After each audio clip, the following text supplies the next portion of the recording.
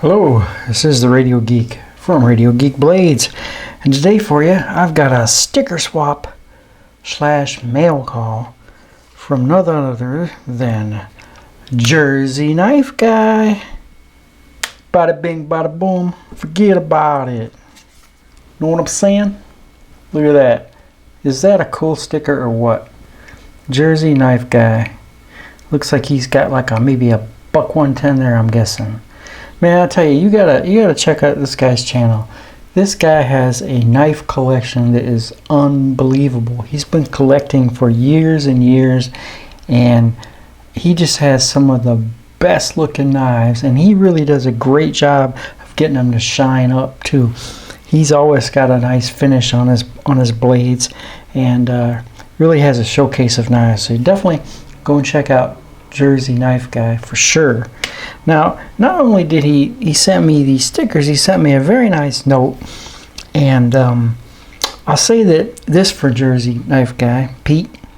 Man, this guy's got some phenomenal penmanship.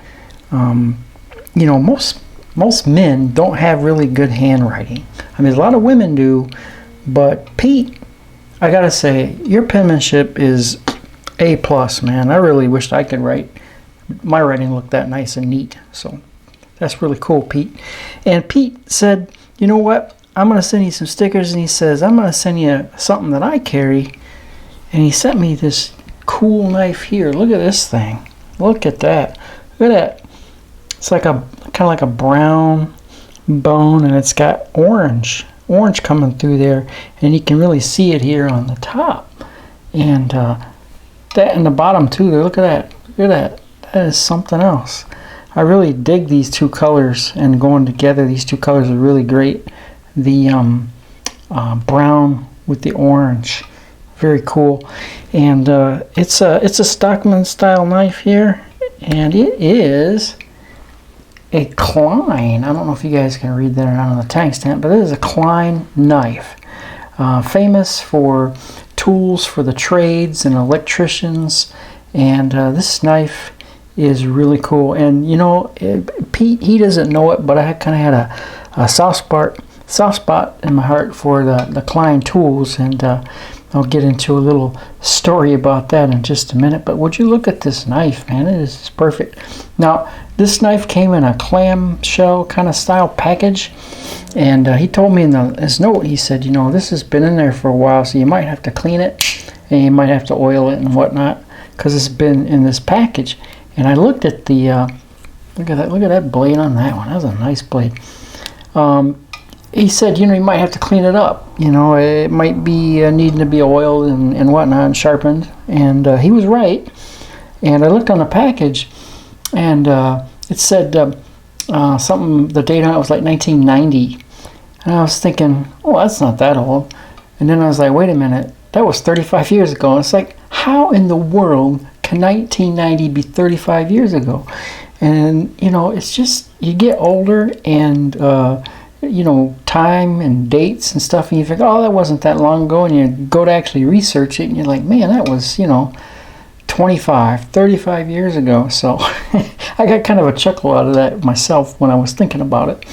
But yeah, that's a nice blade there. Got a good snap on it. And this other blade, the last blade here, this one doesn't have quite the snap that the other ones do, but it's still nice. And yeah, I took some flits and I cleaned it up. It was a little bit tarnished on the bolsters from being in the package, but I cleaned them up, cleaned up the blades, put some flits on there on the blades, and then after I got it all nice and clean and shined up, then I went and put some knife pivot lube in there and exercised it, got them going real good. And then the last step was I took it on my field sharpener, my Work Sharp field sharpener, a little handheld one, and I sharpened them up, and now they're in great shape. I mean, it was sharp to begin with, but it was kind of burry, you know. It had a lot of little burrs in there where it catch the paper, but you know, I just had to smooth those out and get rid of those burrs, and yeah, it's fine. So yeah, Pete, I really dig this knife. I really appreciate it. And like I was saying earlier, the the thing that I thought was really cool about this knife was that it was a Klein. And the reason for that is when I was in high school, part of my junior and senior year, if you had enough regular credits, you could go to like a vocational school for half the day. They called it Votech, and you would actually get from whatever school you were at, and you would go to this vocational school, and you had to pick what you wanted to take, and you could do plumbing, you could do electrical, automotive, and I think masonry, and there might have been another one, but I think you could do culinary stuff too. They had there, but so I picked the electrical, and I had an instructor there that he was an electrician, and we had the class time where they had some 2x4 studs built up in the room, and you practice wiring up three-way switches and outlets and things. And then what they would do was there was this big insurance company in town, and they worked with the city, and they took some of these old dilapidated houses in town and they totally gutted them. I mean, right down to the studs. I mean, they redid everything, the roofs, everything, and right down to the studs inside. So of course then they would have the electrical work done by the students, and then he would supervise and check your work, and of course it had to be inspected and all that. So but it was just good practice for the students to learn and do some electrical work. And my instructor, teacher, he was really a good guy. He was really conscientious about making sure everybody knew what they were doing and they were doing it right. And he was a really good mentor in that respect. And he had his tool belt, and every tool on his tool belt was a Klein. And he said, there's nothing like a Klein. I don't buy nothing else but Klein. That's all I'll work with. That's all I'm going to carry is Klein. And so that really stuck with me, and I was just high school kid, so I didn't have a lot of money or anything, so my tools were definitely not Klein's. I don't know where I got my tools, but probably Kmart or something. I don't even know if they were even a brand name, but I did manage to save up a little bit of money, and I remember I got a couple of Klein screwdrivers, really nice rubber-handled Klein screwdrivers, and this is back in the 80s, and I think those screwdrivers are like $8 a piece, so they were expensive, at least for me they were. So I never went any further than that. But had I become an electrician, I'm pretty sure I would have followed in his footsteps and gotten myself a set of Klein everything. But yeah, I had one. You had to bring your own tools. I had my leather tool belt with my hammer, my Lyman's pliers, wire strippers, Romex strippers, diagonal cutters, electrical tape, some wire nuts, all that kind of stuff you'd carry in your tool belt. And it was good times. I really enjoyed doing that kind of work, and being there on the job site was kind of fun. And it's kind of interesting, some of those job sites that you'd go to, because these were old dilapidated houses that needed redone, so you would end up in some very sketchy neighborhoods. And I remember one time there was a house that was like right next door that was just about as bad a shape as the one we were working on, and every day we go there to work on the house, and the house next door, more and more of the aluminum siding would be missing every day. So somebody was getting over there at night and getting busy with the aluminum siding and hauling off with it, And then one time somebody broke into one of the houses we were working in, and they took all the copper pipe. They just went in there and they just cut it all out and took every stitch of it.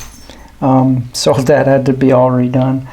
But actually the most wildest and crazy story was we were at this one job site, and down the road and kind of across the street, it was kind of a densely populated neighborhood, but it wasn't a bit, maybe 3 or 4 houses down and 2 over, like across the street.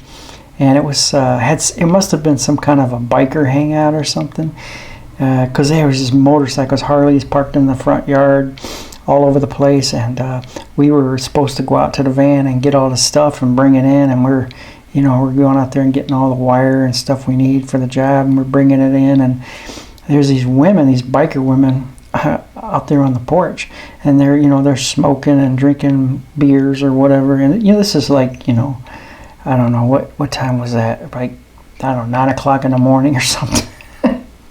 Anyway, they're out there drinking and smoking, and they're trying to get our attention. They're hooping and hollering and saying things to us and whatnot. And the instructor, he's like, well, whatever you do, don't engage them, don't say anything, just get the stuff and get in the house. Because who knows what would have happened. But these women were hooping and hollering and trying to get our attention, and then they started flashing their boobs at us.